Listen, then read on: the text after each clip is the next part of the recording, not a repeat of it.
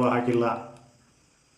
ಆದರೆ ಪ್ರೈವೇಟ್ ಪರ್ಸನ್ಗೆ ಇದು ಅನ್ವಯಿಸೋದಿಲ್ಲ. For example ಇಲ್ಲಿ ಯಾರು ಅಶ್ವಿನಿ ಅಂತಕ್ಕಂಥ ಒಬ್ಬ ಹುಡುಗಿ ಇರ್ತಾಳೋ ಅಂತ ಅನ್ಕೊಂಡು ಎಕ್ಸಾಂಪಲ್ ಹೇಳಕತ್ತೀನಿ ನಾನು. ಅಶ್ವಿನಿ ಅಂತ ಹುಡುಗಿಗೆ ಆಕೆಗೆ ಇಬ್ಬರು ಮಂದಿ ಕಾಡಿಸ್ತಿರ್ತಾರೆ ಅಂತ ಅನ್ಕೊಂಡು, ಚೇಡಿಸ್ತಿರ್ತಾರೋ ಅಥವಾ ಆಕೆಗೆ ಏನೋ ಕಿಡಿಗೇಡಿತನ ಮಾಡ್ತಿರ್ತಾರೆ. ಅದ್ರಾಗ ಒಬ್ಬವನ ಹೆಸರು ರಘು ಅಂತೇಳಿ ಅನ್ಕೊಳ್ಳೋಣ, ಇನ್ನೊಬ್ಬರ ಹೆಸರು ರಮೇಶ್ ಅಂತ ಅನ್ಕೊಳ್ಳೋಣ.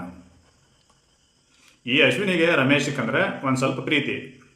ಇವ ಕಾಡಿಸಿದ ಆತಂದ್ರೆ ಆಕಿದು ಟ್ರೀಟ್ಮೆಂಟು ಬೇರೆ ಇರ್ತೈತಿ. ಅದೇ ಇವ ರಘು ಕಾಡಿಸಿದ ಆತಂದ್ರೆ ರಘು ಅಂದ್ರೆ ಆಗಂಗಿಲ್ಲ ಆಕೆಗೆ, ಹೌದಾ?